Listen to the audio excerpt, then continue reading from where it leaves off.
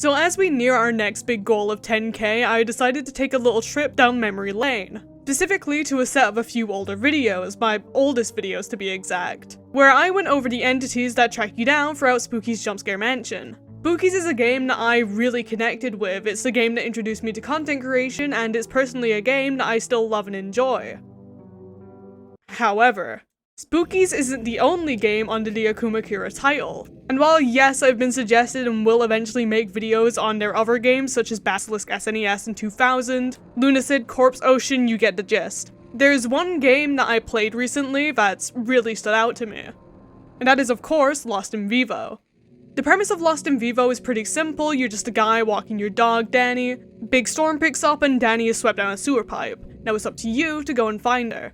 Simple enough. However, it's the execution of the game and what it throws at the player during its runtime that turns the game from a simple search and rescue game into one of my favorite psychological horrors in recent times. The small details, notes, and tricks the game uses to mess with the player whilst also telling its story means that I get to talk about one of my favorite emotions in horror. Paranoia. Paranoia, and by extension the feelings of dread and despair, are personally to me one of the best emotions to pull off in a horror title. While terror and fear help to boost the spook factor of a game, the irrational, deep, gut-wrenching feeling of now thinking that something may be around every corner you turn, while not allowing for a single sanction of safety or reassurance, is just so much better to me. The effects of paranoia will vary from player to player. Some players will be more freaked out by something that other players might not even notice. Meaning that if a game is able to build paranoia whilst you are playing it, the game has you right where it wants you to be. And taking a look at the game's page itself, we can find the main leitmotif of the game is claustrophobia. You can feel it everywhere you go. The walls getting closer, the sky dropping further down every day. With each labored breath, your world is shrinking.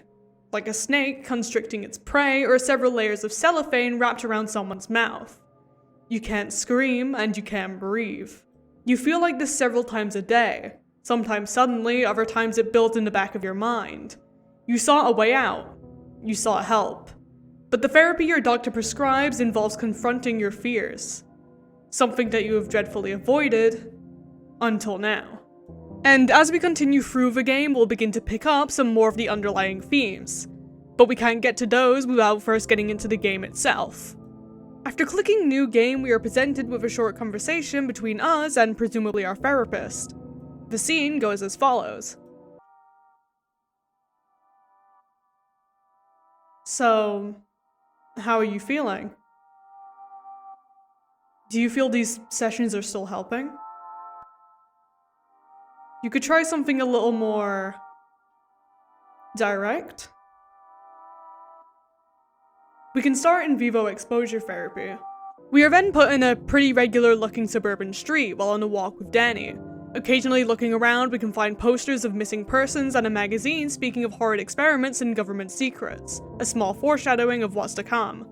After walking down the street for a while, a storm picks up, eventually turning into a torrential downpour, one which when combined with a broken sewer grate leads to Danny getting dragged down into the sewers by the current, and leaving us with no choice but to go down after her.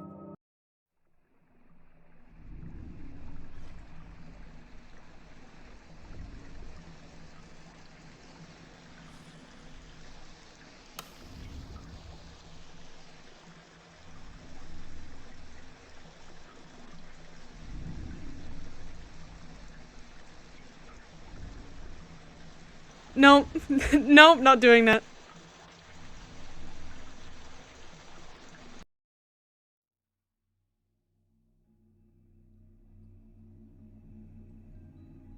Yep. That's an ending. The game is covered in small little bad endings like these, and mainly just around the start of the game, and I'll go over them once we get to them. Getting into the sewers for real this time and feeling that claustrophobia start to sink its way in. I mean, even before on the street. We're blocked in by these tall brick walls that you wouldn't expect to really be there on a suburban street.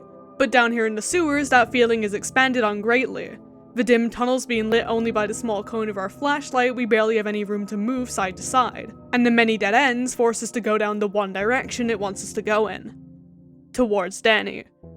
We have a whistling mechanic, one which I wish I could do in real life, where if we are in close proximity to Danny, she will bark back to us. The game's sneaky way of giving us a hint at where to go, but without giving us any kind of strange UI pointer, one which would break the immersion of the game.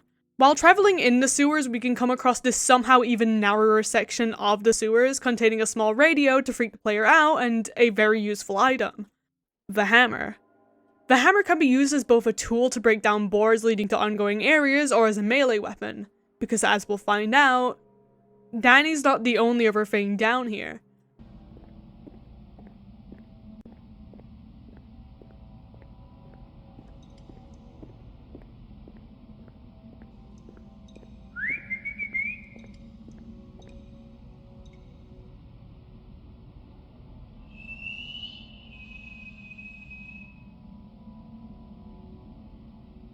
Confronting towards the Whistler, we can find what appears to be a small dwelling place set up inside the sewers, completely with its own comfy living quarters. There's not much on the TV nowadays, so I thought I'd make my own show. I started putting food and rancid meat in the useless old box, and all sorts of little critters would come and play. It was really relaxing to just sit on the sofa and watch them eat, but the small critters started attracting larger ones to the show. Some horrid, putrid thing kept coming by to watch, so I would just pretend to be asleep until it passed. But I think it knows I'm awake. I think it's watching me, and not the show on the TV. Oh. Ew! Continuing on, we can find a small rolled out bed surrounded by what appears to be bloody tissues and another note. My eyes are useless. All they do now is sting and show me stuff that can't be real. If that rancid thing wants them, then I say let it have them. Whatever this thing is, it sounds like we're about to approach it, and it sounds pretty dangerous. I mean, it led to this person giving it its own eyes, and they're presumably not here anymore. Combining this introduction to whatever we're about to meet with the game's ambience building up, whatever this thing is, it's pretty imposing. The ambience of the sewers makes the whole thing sound as if it itself is breathing. Here, give it a listen.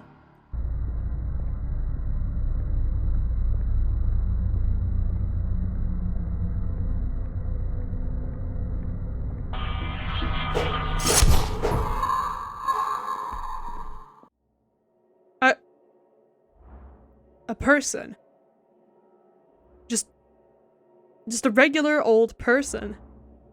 Eyeless, sure, but in our blind paranoia and fear of what may just be in these sewers, we've taken the life of another person, with the expectations of it just being a monster.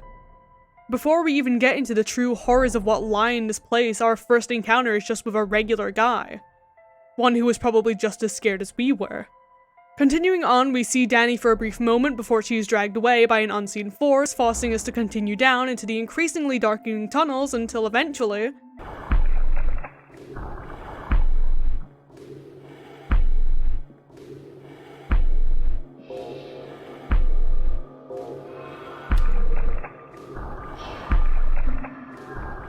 Oh, this is some fucked shit. The sounds of some unknown creature surrounds us as we begin to turn our light back on, the ambience only picking up further from here. We are eventually led down a hole in the wall, one coupled with the text, "All hope abandoned, ye who enter here." Whatever lies down here is past the point of no return. Once we enter this pipe, there's no going back. Traversing our way into the concrete pipes, a gargling screech overpowers the rest of the ambience.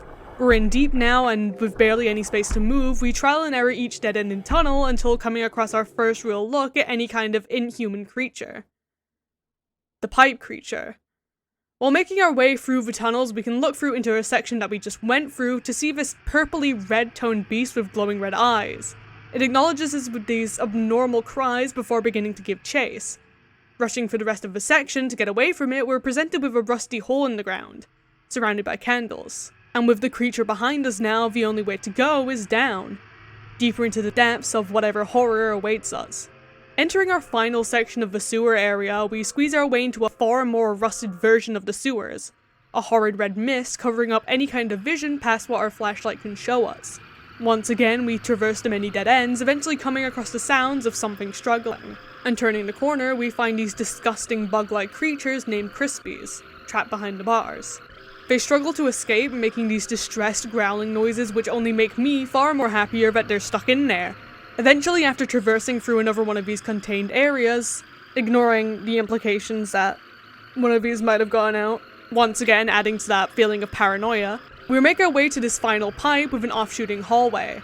Getting to the end of it, we can find ourselves our first ranged weapon, the damaged handgun. A weapon which for now will be our most valued asset. And coming back to our main hallway, there are two possible scenarios. Either one, you see the silhouette of Dani and walk towards her in order to get taken to the next zone, or mistake her for a monster, and...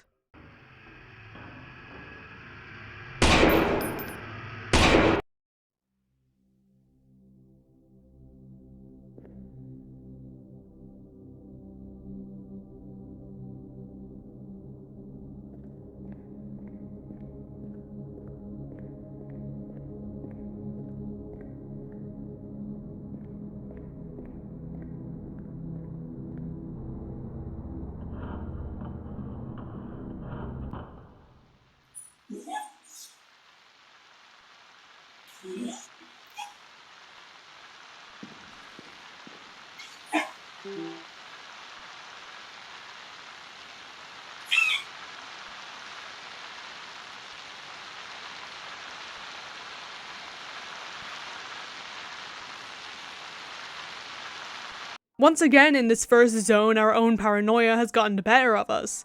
Much like with the eyeless hobo, we attacked without thinking and in turn took the life of our own dog, who we loved and risked our own life searching for. In the first section of this game alone, Akuma Kira does such a good job at building up the general vibe the rest of the game will have. We're scared and paranoid. Everything is now new and unknown to us, and in better terms, we're lost. The cramped claustrophobia-induced area that the sewers is makes an amazing beginning section to the game, and it only goes up from here. It coins in on the little details to freak us out, even if they don't actually mean anything and are just there to purely make us think that something bad's about to happen. A lot of the other sections of the game we'll be going to involve symbolism.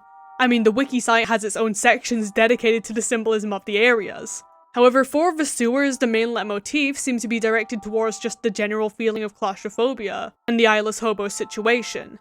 Being a psychological horror game is bound to be pulling at little strings that until you've either seen them before or are just the master of fucking symbolism, you might not even notice it. A small detail that we'll come to notice as we play, a detail which I only noticed due to the game's biggest inspiration, one which is probably one of the first franchises that come to mind when playing the game, Silent Hill. Lost in Vivo takes a lot of inspiration from Silent Hill, something that a lot of games do, because I mean, it's one of the biggest psychological horror franchises out there.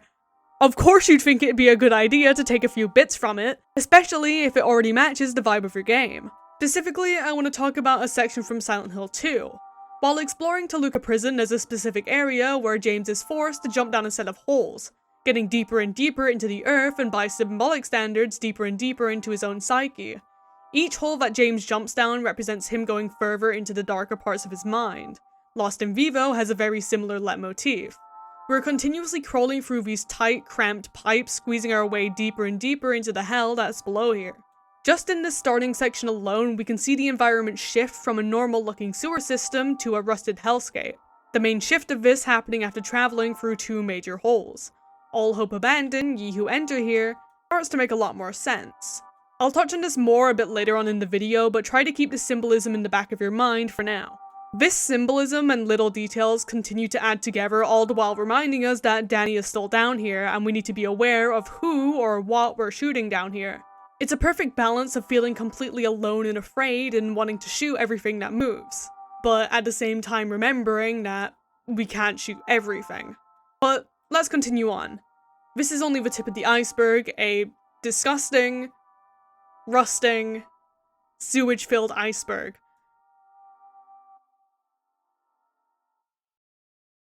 Being transported out of the sewers, we're placed in the first of many save rooms. Our one place of safety in between the hellish ongoings of the rest of the game. For our time in Vivo, we will find a lot of these. After saving, we exit the room and find ourselves back in the sewers, its claustrophobic undertones haunting us once again.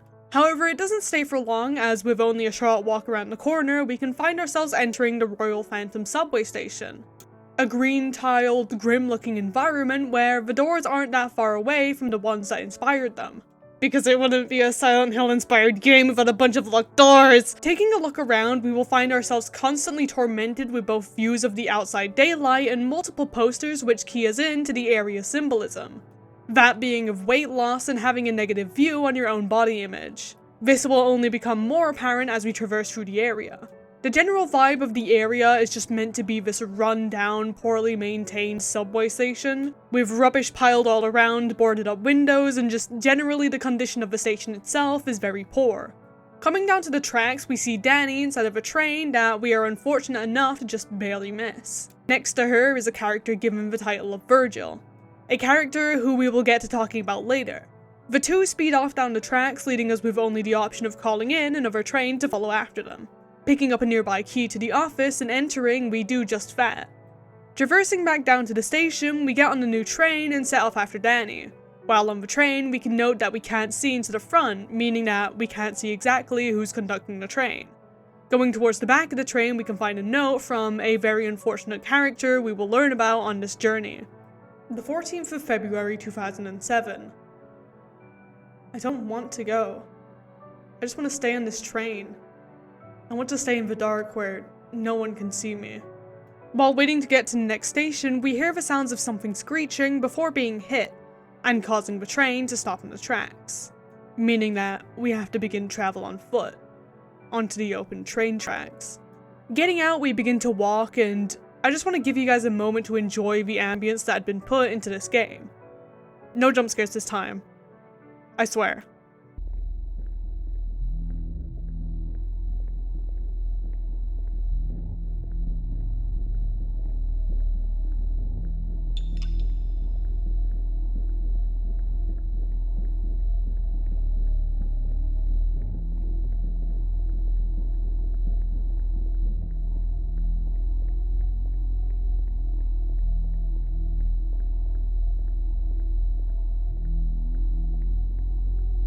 See, that's just the type of shit that you can feel in your skull. To all of my viewers with bass-boosted headphones, you have been seen. Jumping up onto the next platform, we can find what appears to be a tape player. Interacting with it, we are shown the options for 4 tapes titled as Lost Tapes. These can be found throughout the game, and I'll go over them at the end.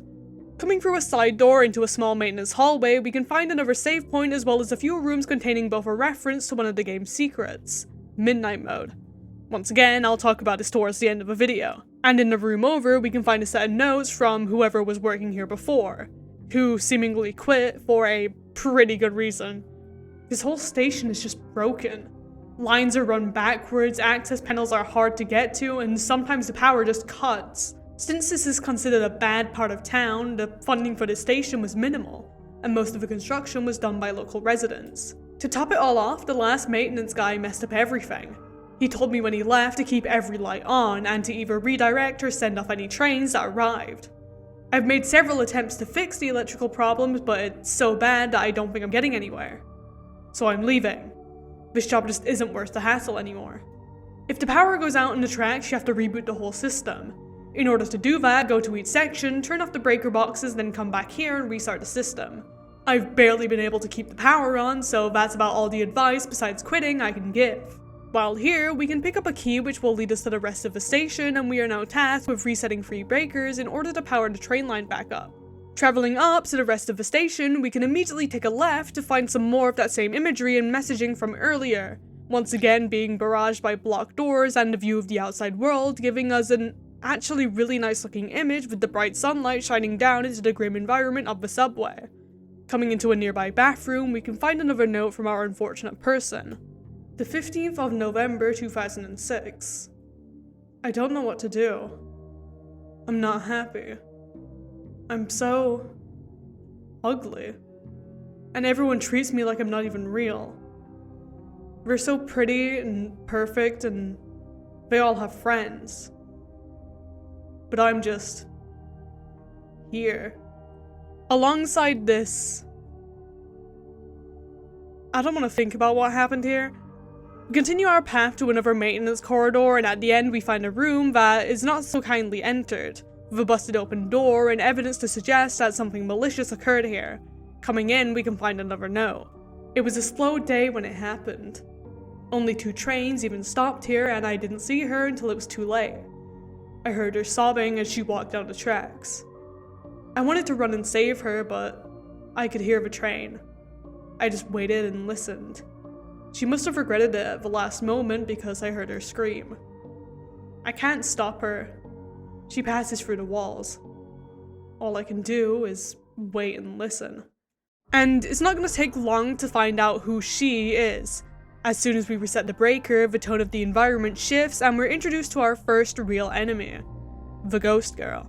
In all of our free areas after resetting the breaker, the Ghost Girl will begin to give chase, blaring this haunting looping sound as she draws near.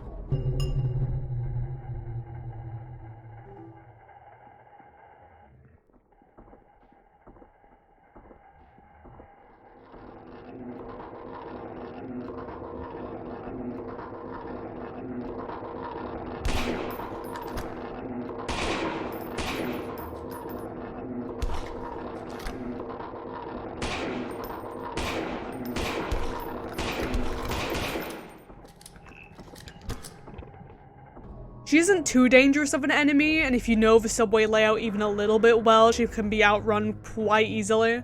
However, for a first encounter, she can be pretty jarring, and even when killed, the imagery of a simple body bag falling to the floor where a screaming enemy once stood is pretty impactful if you ask me. After resetting the breaker, we can run back to our fork in the road where luckily she can't get to us, and make our way to our next segment, one which leads us to another platform. One which has a train idling by it, one which holds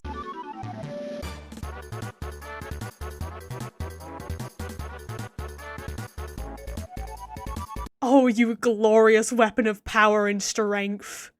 With our newfound weapon in hand, we can enter a nearby door, ending up in what looks to be another set of back rooms, where we can find another lost tape and a door locked up via a seemingly unbreakable lock. In order to get past this lock, we simply take a short look around to find some lockpicks and give a few attempts at picking the lock until it comes off, and we're able to reset another breaker. We then curse ourselves for not being a better lockpicker.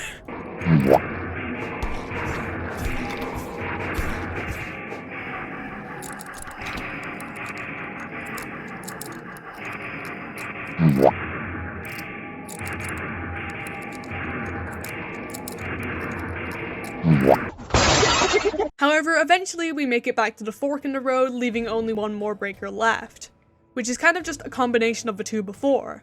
Grim-looking environment where we can only catch a glimpse of the outside world, plus some lockpicking stuff. Simple as. After resetting all 3 breakers, we're able to travel back and start up our train to continue chasing after Danny, but not before reading another note left for us on the way there. The 1st of December 2006. He's so nice. I feel like I matter again. He makes me feel real. He tells me that I matter. He doesn't think I'm so ugly. After turning on the power, we enter the platform only to see the Ghost Girl phase away before our very eyes, leaving us in the silence to wait for our train.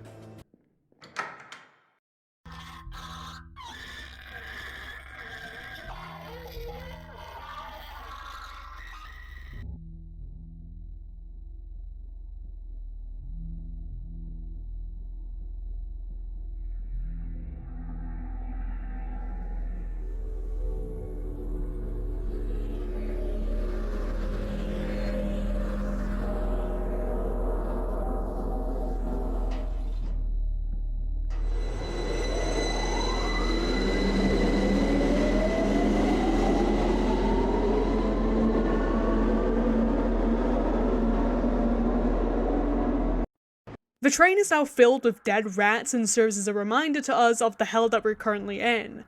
The train only taking us deeper into our own torment. We get one last note before exiting the area. The 22nd of December 2006. He makes me feel so much better sometimes, but I worry that I'm not good enough. He wants me to lose weight and I'm really trying, but it's just so difficult. I look in the mirror and nothing's changed. The obvious symbolism for the area is a lot more in your face and present than in the sewers, and serves as a representation of one of the characters who we'll be seeing again further along in the game. See, we're not the only one here, and while we ourselves are going through this very extreme form of Vivo exposure therapy, which, by the way, yes, is a real thing, and yes, I'll talk about it later. We come across the story of Jane Expiravit, the spirit of the ghost girl enemy that we just saw, and also the person on the missing poster at the start of the game. Jane goes missing on the 14th of February 2007, and the notes that we find throughout this section tells us of her unfortunate situation that leads her to ending her own life. While she was alive, Jane suffered from a lot of body dysmorphia, leading to her believing that she was ugly and that her body was wrong or disgusting. She speaks of how she wishes to hide away and would rather just not be seen by anyone. Eventually, she meets a man who at first seems to want to make her happy. He seems nice and supportive of her, wishing for her to become healthier by losing weight. However, his true colors begin to show as after Jane becomes pregnant and his whole demeanor switches, he begins to solidify her own opinions of herself. She starts blaming the child inside of her, calling it a parasite trapped inside of her.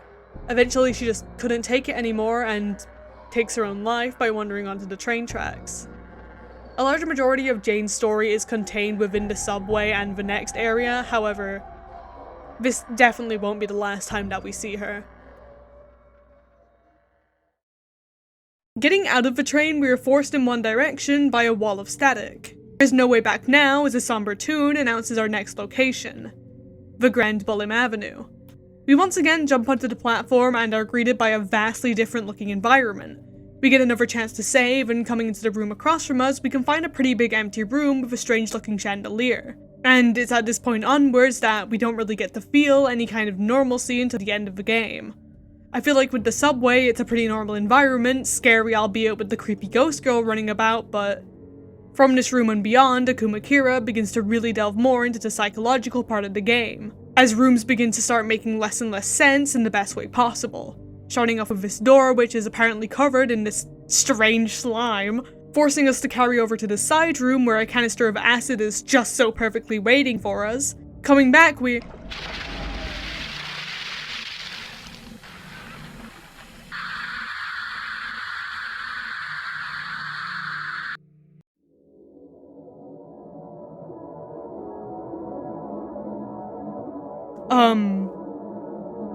Well, I guess we should learn to be more aware of our surroundings. Coming back into the room, we can find our acidic goop puddle of a corpse. This death is of course staged, warranted by the puddles on the floor, and the next time we come into this room, we can find it is now inhabited by enemies titled as just mirrors. In the reflection of the mirror, we can sometimes see the image of Jane. And to me personally, it feels a lot like this section of the game, specifically the subway and the avenue, are more symbolic of Jane than us as the character. The feelings of claustrophobia are still present throughout the game, however I feel like in this specific section it focuses more on Jane and her issues, choosing to focus in more on her struggle specifically. This only becomes more apparent as we continue on. Traversing past the mirrors, we can go to the left and find this room with 3 heads. I'ma leave this for later. Coming through the now slimeless door, a phrase which I never thought I'd have to say, we can find another short passageway with a mirror before being presented by the train tracks themselves. Stepping onto them, we can read a short passage. Life was too harsh. Love was lost forevermore. They hung from a ceiling fan, staring at the floor. After putting the note down, however, it becomes clear that we aren't alone here, and are introduced to the ghost trains, which is the enemy that I believe has one of the best sound designs in the game, bar for one other entity that we'll be talking about towards the end of the video.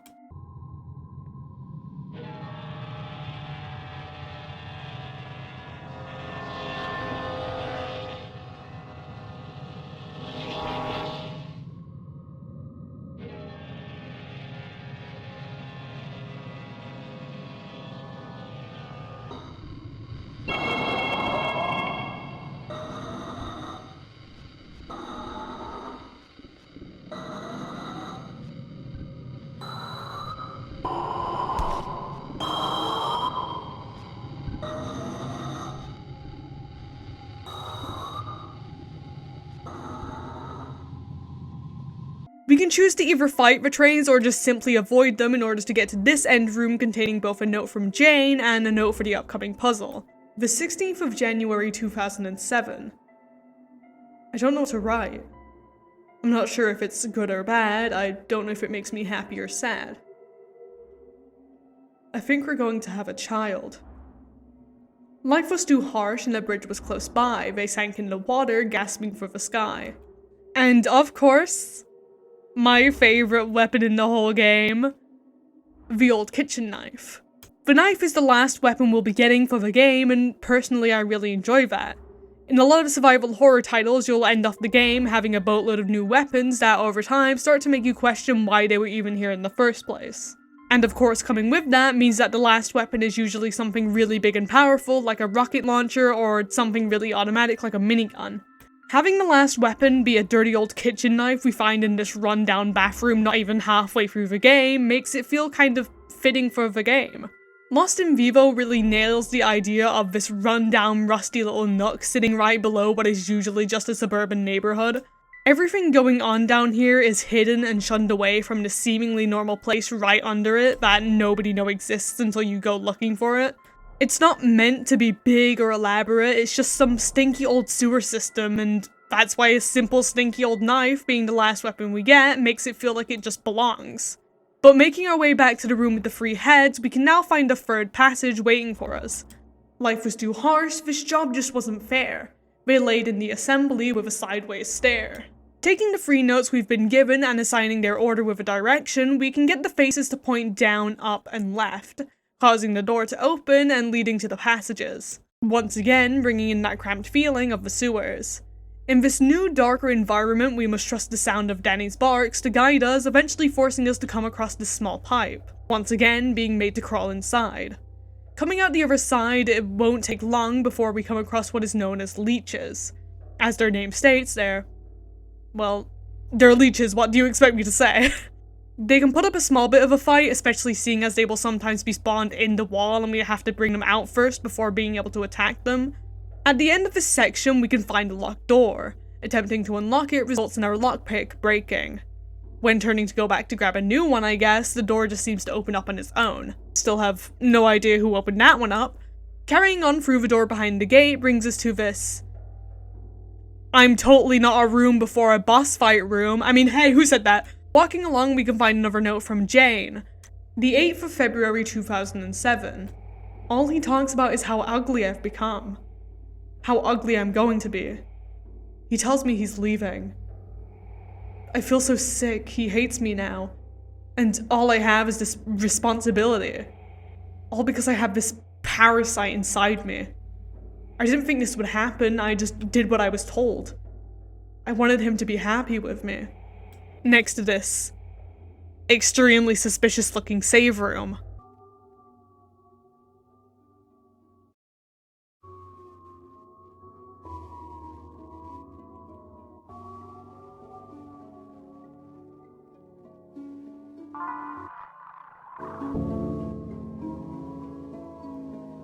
My suspicions were correct.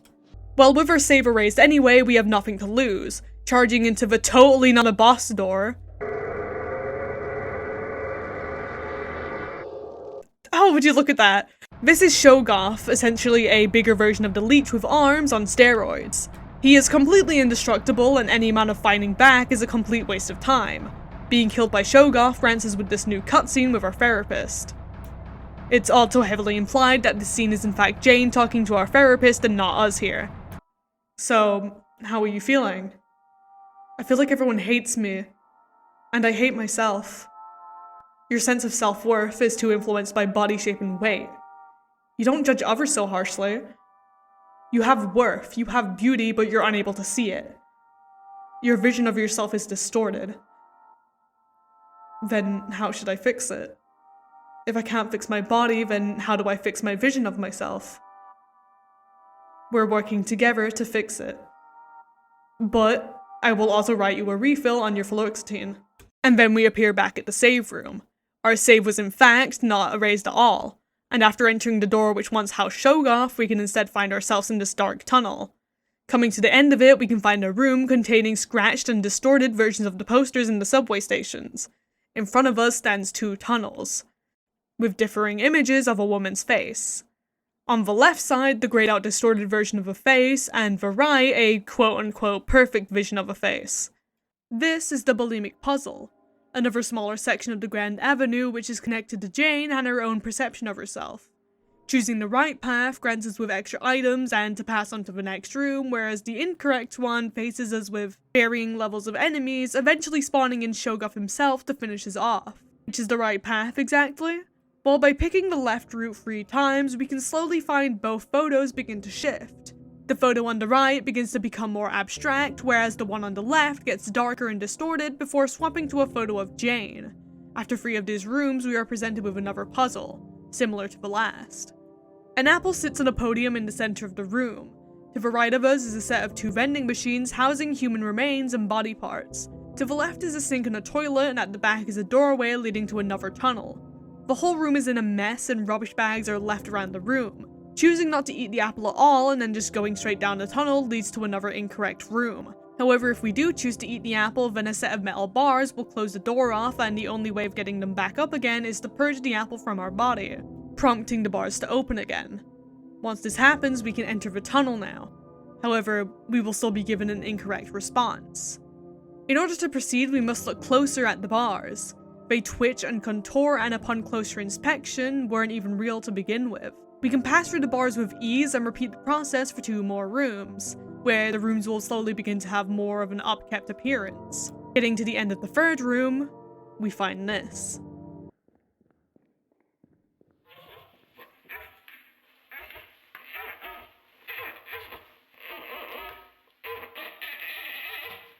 Surrounded by a pile of dead rats is a baby crying out in pain.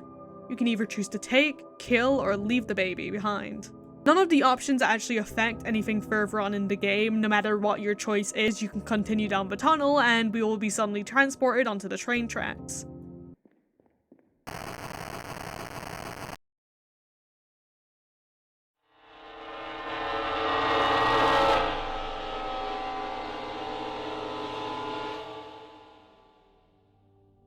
This spirit right here is none other than Jane herself, and right as the train is about to hit us, she saves us, stopping the train and whisking it away just as fast as it first appeared, leaving us with no choice but to enter the next section of the game. Not that far down the tracks, with a torn part of Danny's leash prompting us to continue down the path into the mines. While entering, we can find one last note from Jane, the date at the top corresponding with the player's current date. Insert your own date here. I waited in the dark for so long. I lashed out against anyone who got close. But someone kept pushing me into the light. It hurt me for a while. It doesn't hurt anymore. While on the way to the mines, let's talk a little bit more about what we've just gone through. While traveling through the game, we can find 2 other characters that are, well, lost in Vivo with us. Jane is our first, and personally I feel like this first section of the game, or at least from the subway till now, is kind of dedicated to her and her character. In the subway, she is the only enemy that we had to worry about. While there, we start getting her notes, and the imagery displayed throughout the section was directed at Jane and her negative body image. Even in the Grand Bim Avenue and the Bulimic puzzle, where things like the mirrors are present, and it's even in the names. Bulim and bulimic are both tied to the name of a specific form of eating disorder, bulimia. The act of bulimia is to binge eat a bunch of food before purging it all from your body in order to compensate, quote-unquote, for the excess eating. And this, of course, is what Jane is shown to be suffering from before the time of her death. In the short conversation clip we get of Jane with our therapist, we even hear them prescribe her fluoxetine, an antidepressant which is usually prescribed in cases involving bulimia. This, combined with her meeting this unknown man and his actions only serving to push her further and further into her own beliefs, is what leads her to ending her own life, signified by the shoes left on the edge of a train station platform. After this, she is then stuck in the purgatory of Vivo. Well, at least, it seems to be some kind of purgatory. We'll get back to that later. This is until we come around and our actions of resetting the subway's power and turning the lights back on leads to her being able to seemingly move on out of Vivo and we never see her again. Her character is tragic and it adds to the hellscape that Vivo is. It's a place of trauma and pain, and Jane's story fits right in here. However, we are still in Vivo and are still on the look for Danny. And we must carry on. After the long passageway into the mines, we can find a small hub section with a save room, 4 rooms leading off to 3 separate areas, and a door with 3 slots engraved into it. As well as this, we can find the first of a few notes coming from a character titled as just the Paranoid Man. He's nowhere near as in-depth as Jane, however we'll find him in a few notes around the area. The 22nd of December. This place should be empty, but the lights are on and I hear something crawling around. Why keep the power on? Why? I can't fathom what this place even is. I've tried to map it out, but it doesn't make sense. The mines are a dark and cramped area much like the sewers, and includes quite a few caves in, once again mocking our inability to leave. The area even has a couple of chains dangling from the roof which have physics! Which isn't a lot, but I thought it was cool. The only path available to us right now is the right passage, and upon entering it we are guided by a few arrows on the wall to a short ladder. Once at the bottom we are greeted with a familiar sight.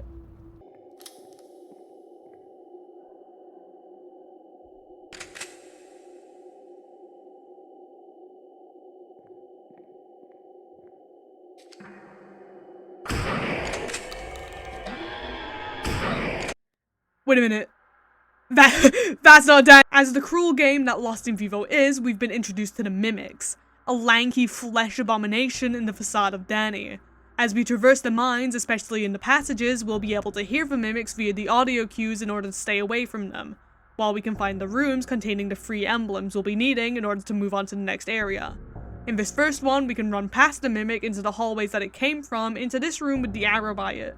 Inside, we can find both the key to access the other passages, the beetle emblem, and can begin to make our way back to that main hub, making sure not to get in the way of the Mimic along the way. Luckily, these things can't seem to climb ladders. Now, entering either one of 2 doors in order to enter the middle passage, we're able to evade a Mimic in order to find a room, this containing a note from our paranoid friend and a bomb emblem. The 23rd of September. I thought I'd be safe down here. I'm so far away from those monsters up above, but even down here, I'm not alone. We can come back to the main hub area one last time and take the doors to the far left, leading us to, of course, the left passage. This time, the ladder leading down into the Mimic's area is far longer than the one in the right passage, leading to a lot more of suspense and build-up as we get closer to the bottom.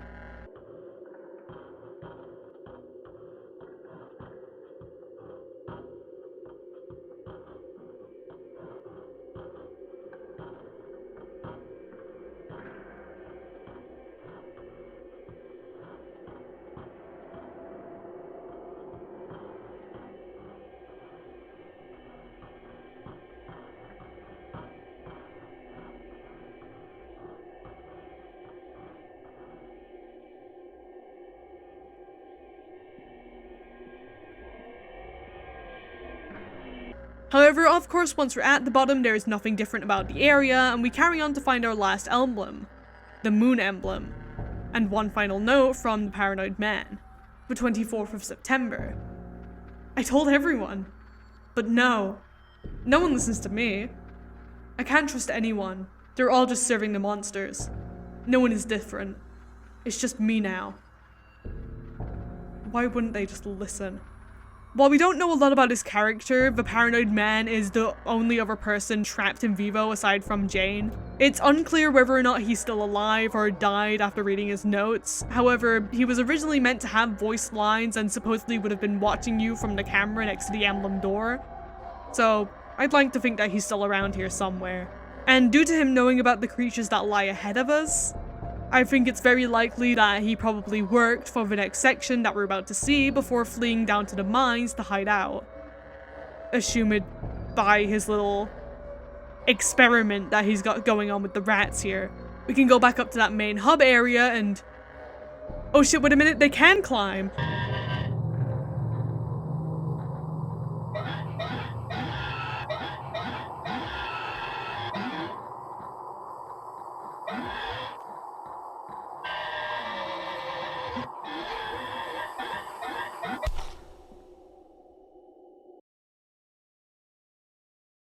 Now, getting to the top, we can see that... I'm sure that was nothing. Traveling back to the door, we can put our emblems in and head to the next area. The mines themselves are a pretty short area, especially once you know where to find all of the emblems, but They're still here to bring in that feeling of claustrophobia, and with the introduction of the mimics, keeps us paranoid into thinking that if we do find Danny, will it still really be Danny? What if it ends up being another mimic pretending to be Danny and we end up bringing home one of those monsters? Oh wait, yep, we've done this already. Entering the Nezumi testing facility, the tone of the area immediately shifts from rundown old mine to Umbrella Corporation, which is pretty fitting coming from what we'll be finding down here. Entering the halls of the research zone feels like going to a hospital in a zombie movie. For the most part, it'll look kind of clean, maybe a few things knocked over here and there. However, you can know for certain that some fucked shit went down here just by looking at the place. Nothing good ever happens in a place like this in the horror genre. Into our first room, we can find both a map and a note from a new character, Dr. Brundle. Dr. Brundle, Personal Archive 86. Feeling good about today. Progress continues almost at an alarming rate given how theoretical this all should be. Today we had one of the smaller rodents continue to move for almost 2 hours after all of its blood had been drained and replaced with mixed PA22-1215V. From the sounds of it, the Nezumi testing facility has set upon experimenting with rats, which may be why there's a bunch of dead fucking rats everywhere in this game. And I have a feeling that this may be connected to what the paranoid man was talking about. However, we're gonna have to go deeper if we want to know for sure. Following the corridor, we can find a locked door to Dr. Brundle's office. We're gonna have to find a lockpick before we can go in there. However, we're able to enter the office of Dr. Piccinini. It's either Piccinini or it's Piccinini, and I don't know how to pronounce his name. Inside of which, we can find a note from him, and the two doctors seem to be on opposing sides. Dr. Piccinini, Personal Archive 65. Shrieks and squeals are all I hear. My dreams are infested with these rats. If only they knew that we're gonna make them into something beautiful. If they knew that and had the capacity to, they would respect me. But no, it's nothing but screams and wailing. I can't sleep, I can hardly think. Even when I'm further away than the sound should possibly travel, I can still hear them. The experiments seem to be taking some excessive toll on Piccinini. He's beginning to have delusions about the rats, claiming to be hearing them even from distances where it shouldn't even be possible. Going into the next room, we can find it to be full of computers and that we have some company.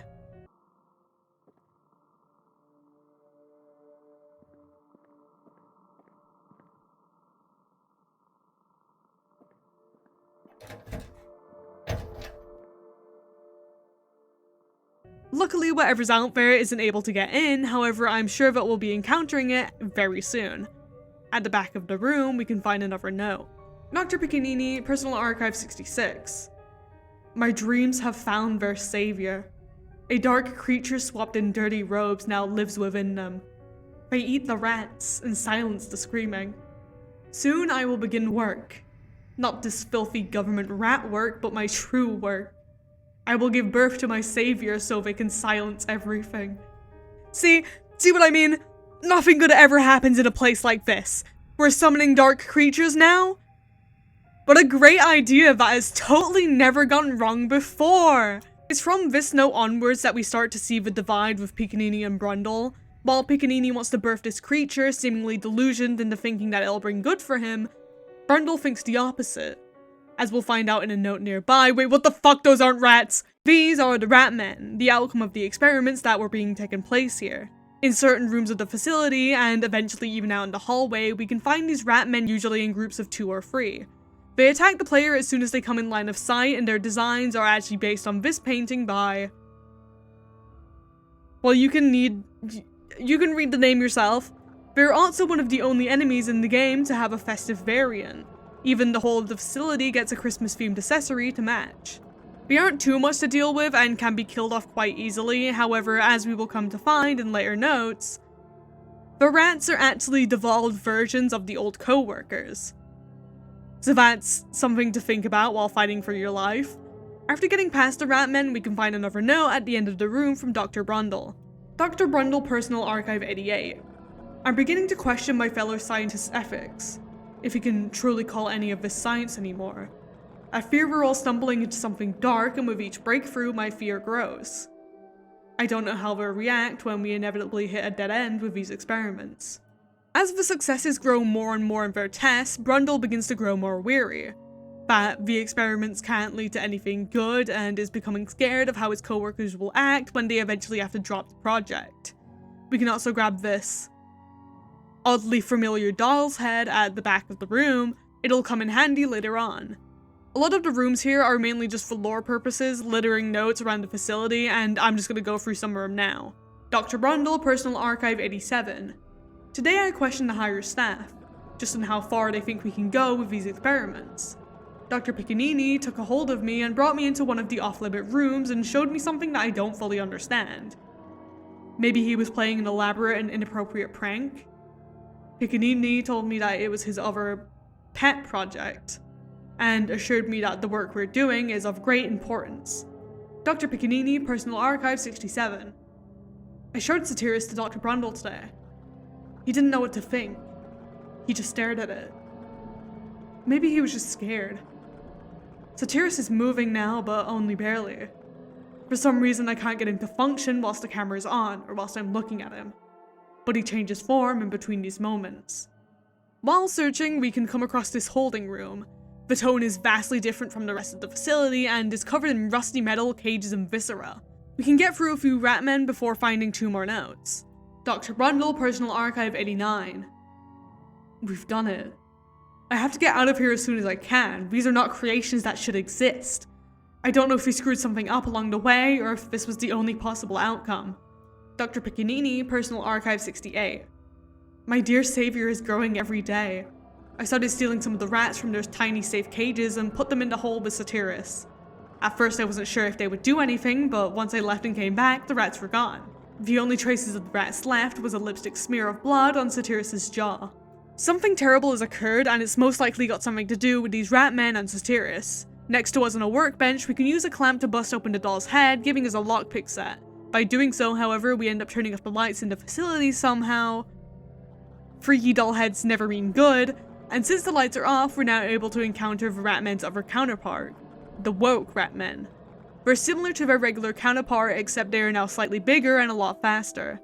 Trying to get back over to Brundle's office, we can run into a few more rooms, one including our next lost tape. Accompanying with it is a note. Dr. GLA, Research Archive 120. Subject Cast-Free was originally found in the wreckage of a collapsed farmhouse by a mountain survey team. It was later brought to government attention after most of the crew went missing, and then granted to our lab for testing. It appears like a normal cassette tape, but has some major differences. Spectrogram displays of the audio contained do not seem to match the structure or waveform of the actual sound, but rather several images of American animal life and trees. Some researchers who spent significant time listening to the subject have been hospitalized for mental reasons after becoming obsessed with a fictional being known as Beagatov. We'll come back to the contents of the tape later, but it's heavily implied that this cast-free and the tape are the same thing. While on the way to Brundle's office, we can also discover that we need a retinal scan in order to get to the next area. And finally, of course, we enter Brundle's office, where we instead find Dr. Piccinini being eaten by a group of rats, alongside another note from Brundle. Dr. Brundle, Personal Archive 90. I can't get out of here. The halls are full of them. They're worshipping Piccinini's messed up pet. They swarm around just like the rats. Supposedly, this note was most likely written at the time of the facility's downfall, with Brundle's co-workers beginning their change into the Ratmen.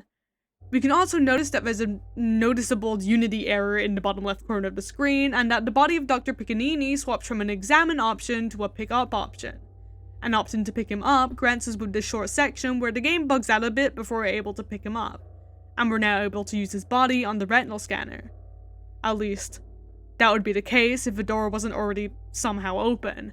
Going through the retinal scanner door, we can enter into the storage section of the facility, where the walls are replaced by metal sheets and we can find cages scattered around the dimly lit hallways. Occasionally, rats and bugs may also scurry around on the floor as we pass by.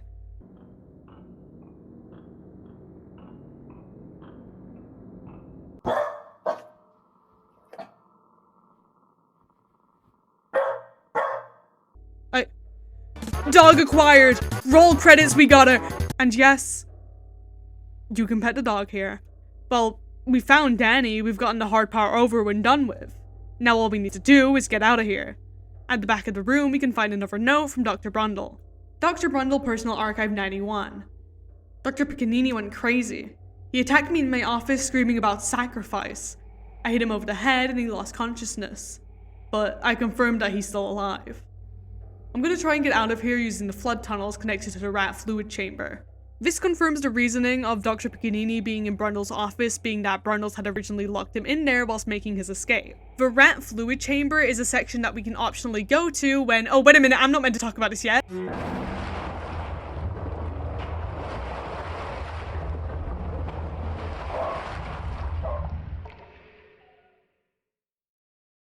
There we go.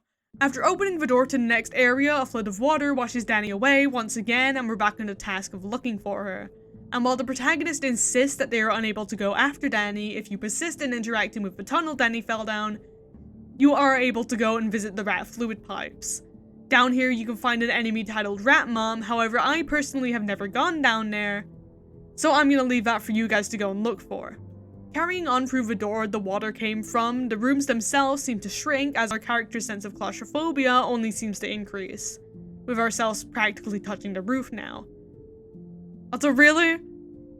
All of these door handles, and yet it's still fucking broken? We enter this long dark hallway, the walls and the floors being made out of this indescribable material before our flashlight is shut off. Once turned back on, a new door awaits us, and upon entering, we are seemingly back in an area similar to the Nezumi testing facility, where we must find some pick locks in order to open up another gate, except our inventory is full, and we can't pick it up. So we seemingly drop Piccanini on the floor, and we go back to unlock the gate. The door inside is locked, but when we turn around, I'm sure that's not concerning at all. Following Piccanini, we can find one last note from Brundle. Dr. Brundle, Personal Archive 92. I'm almost out of here, but Piccanini's pet is in the warehouse by the emergency exit. It won't move whilst I'm staring at it, but when I try to look away, it seems to reappear somewhere in a closer radius. If someone finds this, please be careful, as the creature may still be around. So it seems like we have a peanut on our hands. In this next section with Satirus, he works, well, like SCP-173. The Weeping Angels. Specimen 6. If you're looking at him, he won't move, turn away for too long, however, well, he'll move to a different position. If he gets you, he'll kill you, and don't even think about fighting back.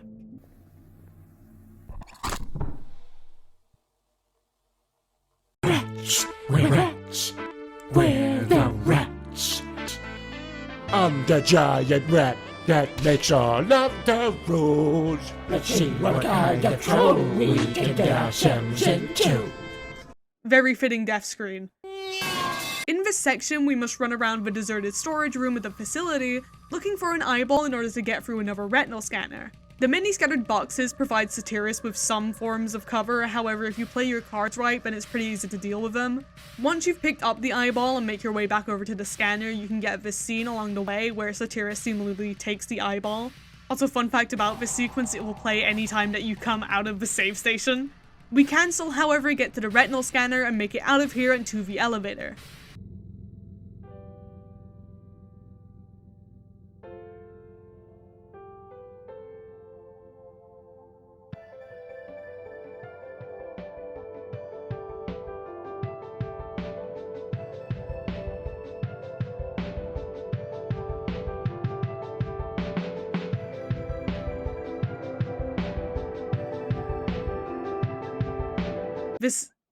This isn't the credits, is it?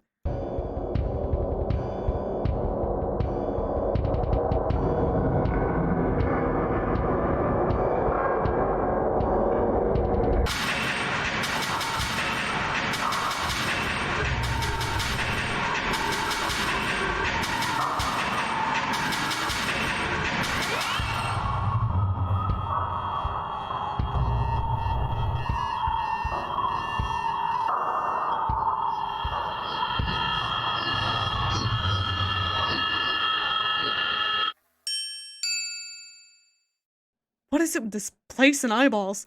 After coming to a stop at the bottom of the elevator shaft, we arrive at one of my favorite parts of the game. the Siren's lair. Starting off in this small hub zone, we can enter the leftmost door to find a decently normal looking office/apartment space, with a note from the subway station attached to a door, which, considering how deep underground we are right now and are probably in the deepest pit of this hell imaginable, makes this room kind of odd, seeing as, so far, none of the other rooms that we've been in so far have been normal. We get another safe room, and coming down the back corridor of this grimy concrete basement hell, we can find 3 doors. However, as of right now, only the left one will open.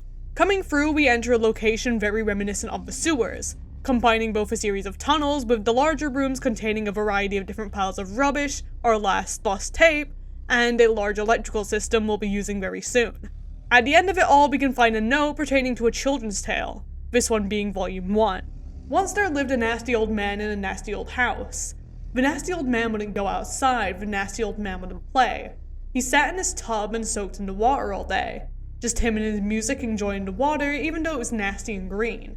He soaked all day and night, but he never tried to get clean. But one day, the old man couldn't find his music. His radio was all filled with static.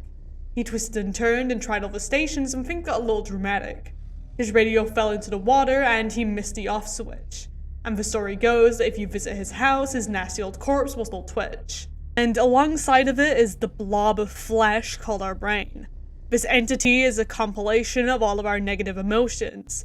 Emotions of fear, self-doubt, and paranoia. All of it condensed into the vile, degrading blob now speaking to us. What are you hoping to accomplish? Without me, you're just hollow. You're pathetic. You need fear to motivate you. In each of the 3 sections we'll be going through, we'll need to find the brain and kill it in order to pass on to the next section. Each time it bouts out a different pile of nonsense as to how we are useless without it. In order to kill it, we simply melee it, and after killing it the first time, we unknowingly summon a greater force. One which is to me the scariest entity in this game and the final hurdle between us and saving Danny.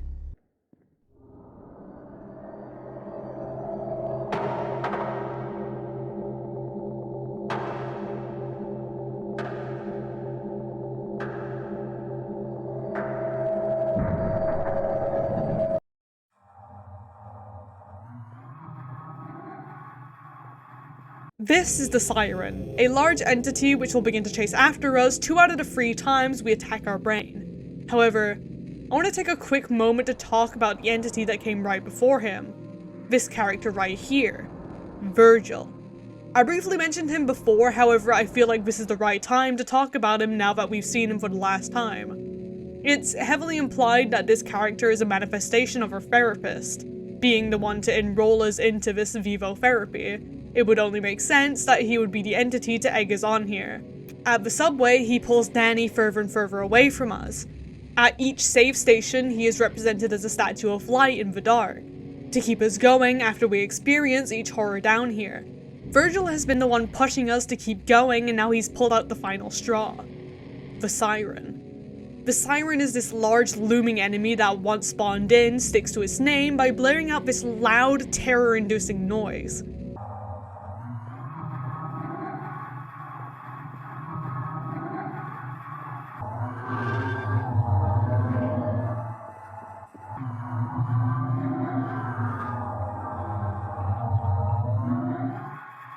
The Siren is a very stress-inducing entity, and I personally think that its sound design is one of the best I've heard, alongside the game's ghost trains. This audio also worked in our favor, opting you in to where it is. The Siren will know where the player is no matter where they are, however it can be outrun semi-easily.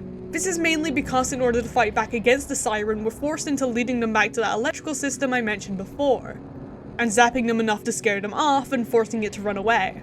Also, just look at this thing! Its design is full of a bunch of mouths, and it's one of the freakiest things I've ever seen. Once this has happened, then the second door will open. Continuing through it, we can find the second volume of the children's tale. Once there lived a nice man and his nice old dog. The nice man was content, just him and his dog, watching the years pass by. His house was old and deep in the woods with a little blue patch of sky.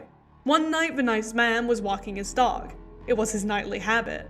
but then the dog got out of his leash to quickly chase after a rabbit. The night sky was dark, just barely lit, so the night's man was filled with worry. But then the old dog yelped and ran inside as if it was in a hurry.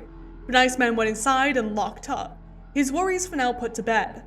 But then out of the window he saw his old dog, but its skin had been shed. And nearby stands a small area which, you guessed it, has a brain piece, alongside this big metal wall and a lever. After killing the brain piece, we are seemingly morphed into the body of Danny, our controls now limited to tank controls, and we're able to bark instead of whistle, trying to find ourselves via the whistles that respond to us. Eventually we're able to make it back to what seems to be the other side of that metal wall, however, something doesn't seem right.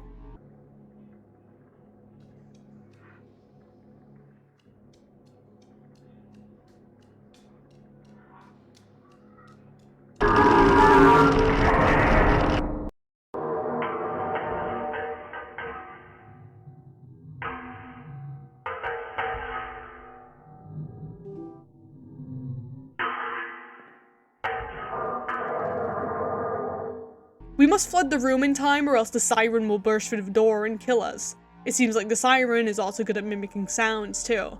After the room has been flooded, we're able to enter the final door, where we must challenge the Siren head on. Well, more of trap it under a door and then stab it whilst it can't fight back. After entering the area, we find one last volume of the children's tale. There once lived the great old beast in the great old wood. The great old beast would attack the town and carry young children away. It screamed and it howled from inside the woods each night and every day. So one night the townsfolk hatched a plan to slay the beast once and for all. They snuck up close while it slept under a tree and then they made it fall. It growled and hissed, not moving an inch until the fallen tree held it down. The warriors fought and stabbed the old beast to finally save the town. But the stories go that if you visit the woods that under a great fallen oak, the great beast isn't dead at all. He just still hasn't woke. If you couldn't tell by now, the tales are the game's way at hinting to you on how to deal with the Siren, and after killing the last part of our brain, we're able to use a large lifting door to keep it in place and eventually kill it for good. If you wait for a short moment, you can find that out of the Siren's head will pop out a smaller creature titled Childhood Memories. It dies in one hit, however, we must remember it for later. In this area, we can also find a secret by standing next to this door for a while. After it opens, a coffin is revealed, and once opened can be interacted with to say, a girl was lost from self-image and doubt, a boy was lost with paranoia in his hideout, another soul watched them, lost as well. They followed down to the 7th hell. In the second ring, they fought their own fear, in the guise of finding their pet most dear. This is of course in reference to Jane, the paranoid man, and ourselves as the protagonist, the 3 members that are, you could say, lost in Vivo. I know, I already made the joke, I know. This doesn't affect anything else, however, but it's still a nice little secret. After killing the Siren, we can return to that seemingly normal room to now find that it is a staircase leading deeper into the ground. At the bottom of it, we can go down a rusty passageway and either go left and only be given the choice of following after Danny, or right when we can find a room covered in light from the outside, where we can hear Danny call out to us from the left, where the hole would only cause us to go further, to follow after her. In front of us, however, stands the option of escape. If we choose to go up the ladder, avoiding the warning of leaving Danny behind, we get the game's bad ending.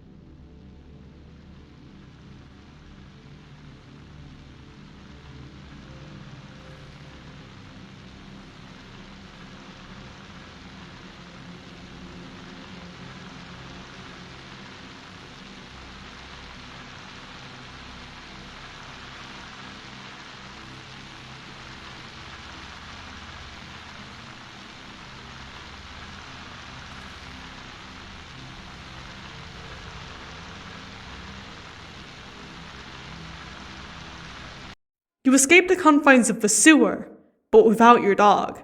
You feel that your experience has tried to change who you are, but you were not ready. You've been to hell and back and confronted your fears, but in the end you just couldn't face them anymore. In this ending, we're free, but at what cost? Danny is now lost forever, and we're still not strong enough to conquer our fears. The therapy was a failure, and we're still stuck at the same place as when we first started the game. We're, you could say, lost in Vivo. Taking the path to the left, we can choose to enter the last area.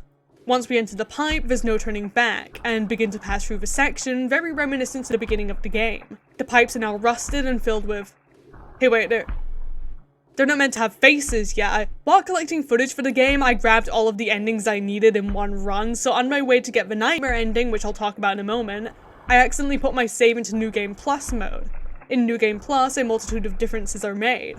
One of them being that the daddy roaches, yes that is their name, don't wear it out, are given these gross faces. Another one that is slightly less noticeable, especially if you struggle from the notable quote of "gamers don't look up," is that Akuma Kira is represented in the game as the form of the three-eyed cat. Being unfortunate enough to attack the cat will lead to a very swift removal from the Being Alive Club.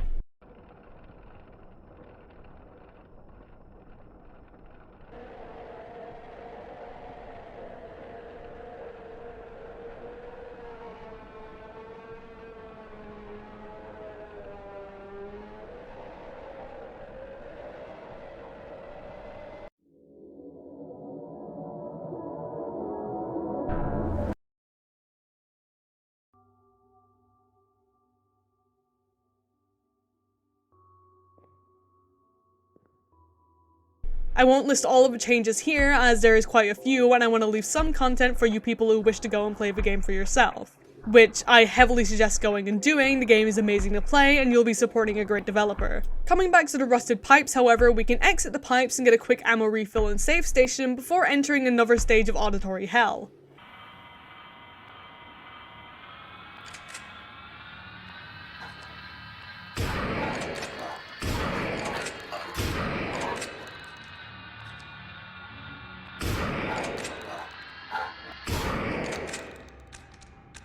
Much like the mimics from the mines, these new enemies, titled Spitters, are, well, titled Spittered for a very clear reason, will indicate how far away they are from you by how intense their track is.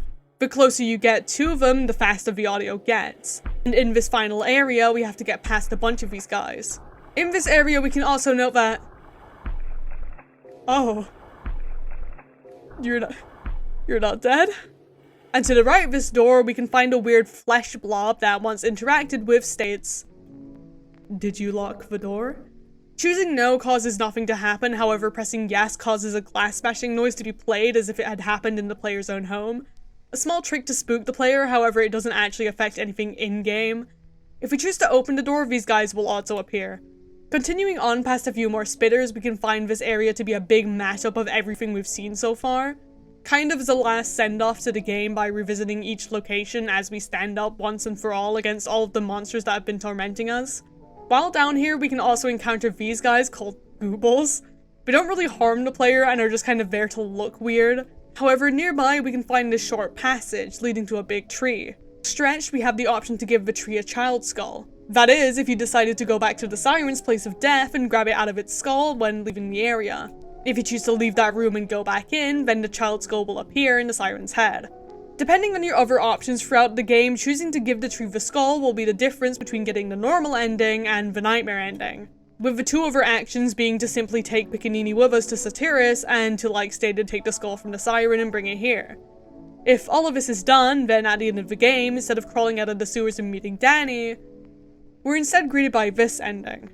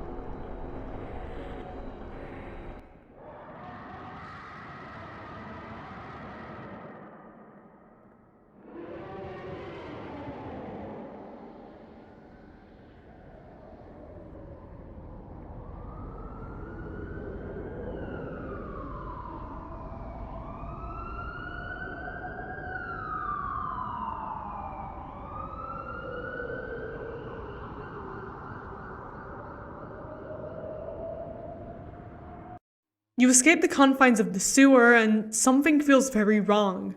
You stand on the ground, but everything feels upside down. Screams echo in the distance, the clouds writhe unnaturally as if they are a solid mass. Did you really reach the surface, or is this somewhere else? Did you go so far down that now you've arrived onto another plane, somewhere broken? A distorted, inverted reality of the true world above? Is this hell? You look back towards the manhole you climbed out of just as meaty limbs close around it. An enormous dripping membrane begins to fall out of the sky to enclose and suffocate the landscape around you.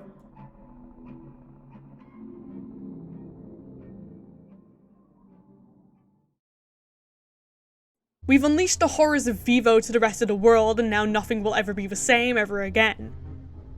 However, opting to not interact with the tree, also known as Biegatoth, sound familiar, we can instead continue following the lines of the spitters and roaches and find a note.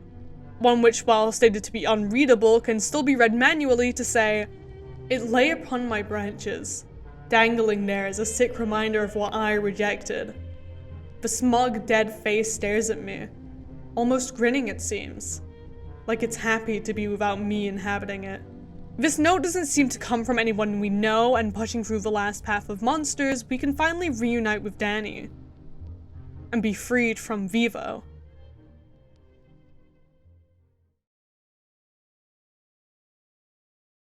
Silence. Just got my plate. Just got my plate. Whoa! Heaven! Yay! We're gonna see our dog! Yay!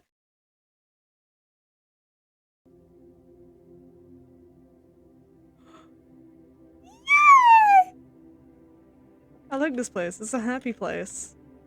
This is a happy place.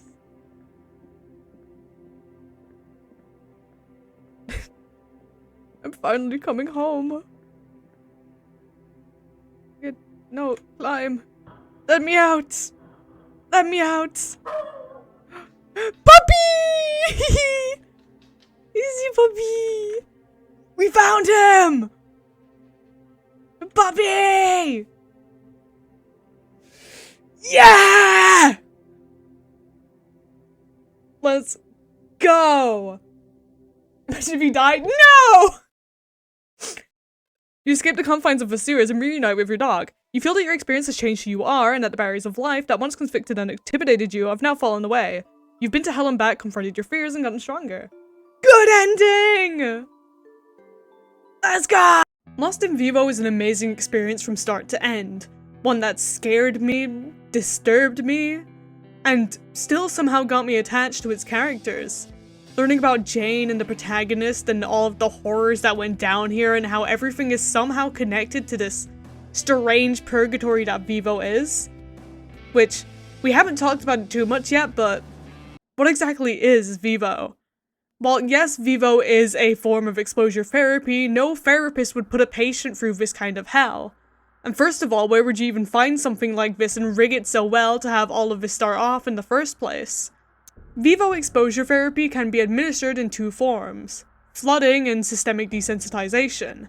By flooding the patient, you quickly and suddenly drop the affected person into a lot of situations, one after the other, which are related to their fear. Whereas with systemic desensitization, you're able to pull them out of it and bring them into a more relaxing situation if it gets too much, opting to slowly and steadily bring them up to different levels once they are more comfortable with it. The Vivo that we experience is the second one. At the start of the game, we aren't troubled by any enemies, just a journey into the sewers. A claustrophobic environment, sure, however an easy challenge to face while there's nothing there to torment us. And even then, we still have the save rooms to go and take a break in if we need to, with our mental representation for our therapist, Virgil, with us the whole way, pushing us on if we need a bit of help. Towards the end of the game, however, we've mastered our fears and begin to blast through enemies with little to no problem and, as we now know, make it to Danny, completing our exposure therapy. However, to ask the question of if any of it was real, I'd like to think that it was a combination of the two. While certain environments are pretty reasonable to explain as us looking for Danny in a cramped environment, such as the sewers, the subway, and the mines, other sections of the game seem so taken out of Silent Hill's other world that it's very reasonable to believe that these are just extreme delusions of the protagonist's claustrophobia getting to them. I also don't believe that this journey was given to the protagonist by our therapist. I feel like this was just a situation that the protagonist kind of found themselves upon. I mean, once again, how could the therapist rig something up like Danny falling down a sewer drain? It just doesn't make any sense to me. The game is about claustrophobia and makes it very clear throughout its runtime. While the protagonist may have other negativities going on with them, any major leitmotifs seem like they belong to characters like Jane and the Paranoid Man, rather than our own issues. We're here for our fear and our fear alone, even down to the brain we crush at the end of the game. The brain states that without it we're weak, where a parasite clung to it and that we need to use it as a crutch for our own sense of identity. This is a clear reference to our protagonist's claustrophobia. Nothing else. Nothing more.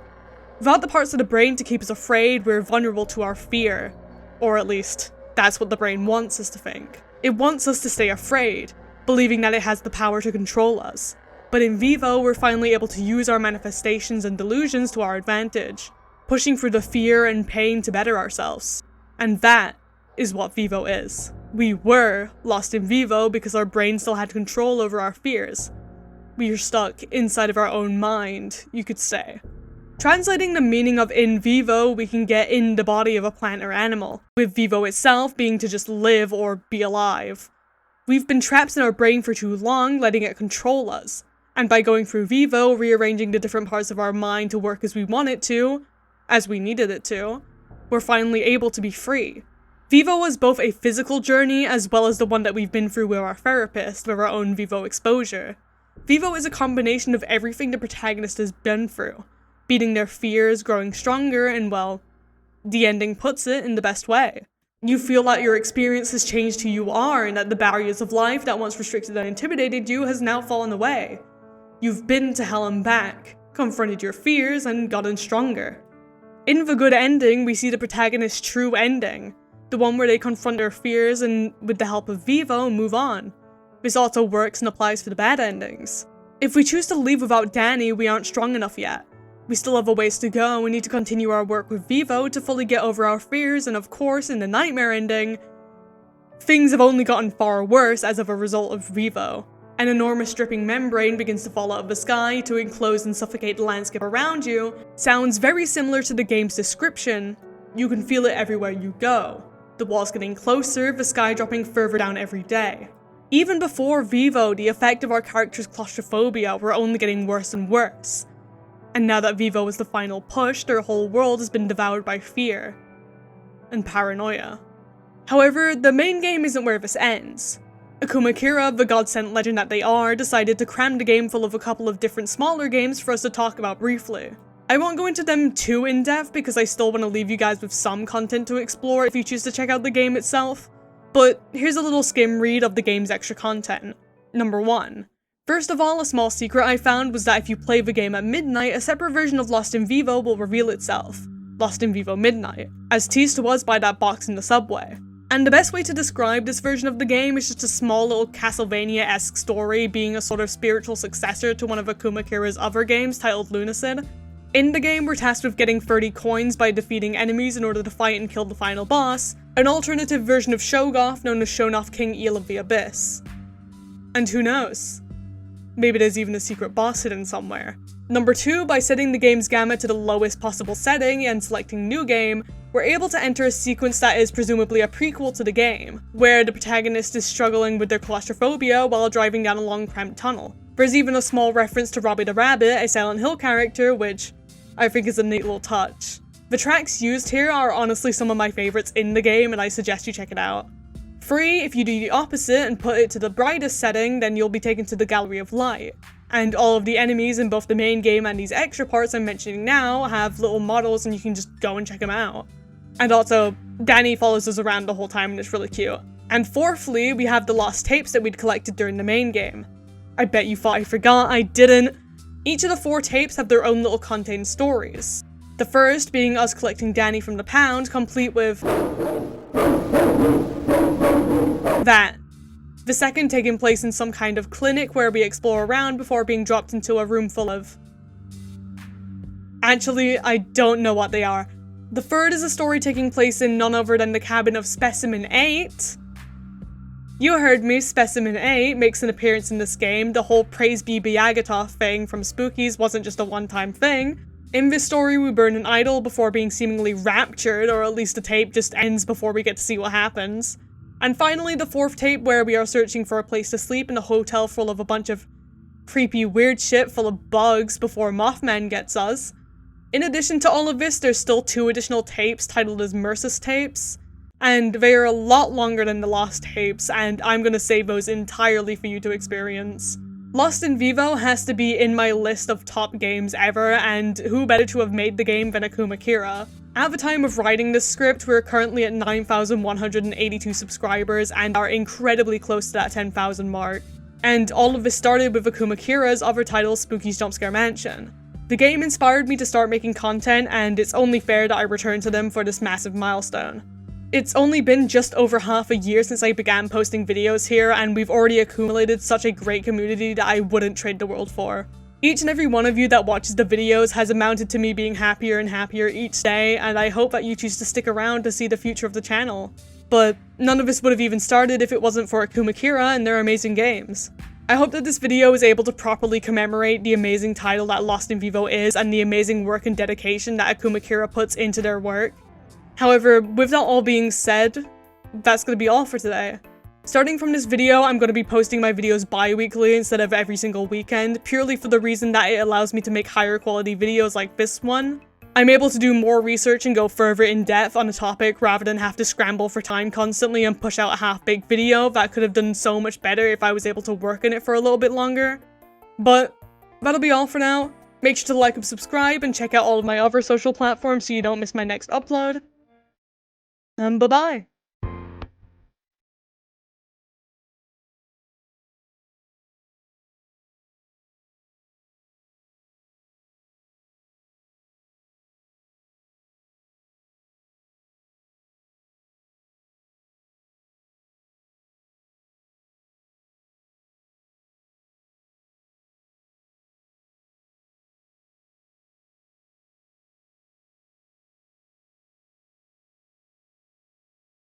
You know, if you put a wooden spoon on your pot while it's boiling, the pot spoon water will the spill water pot.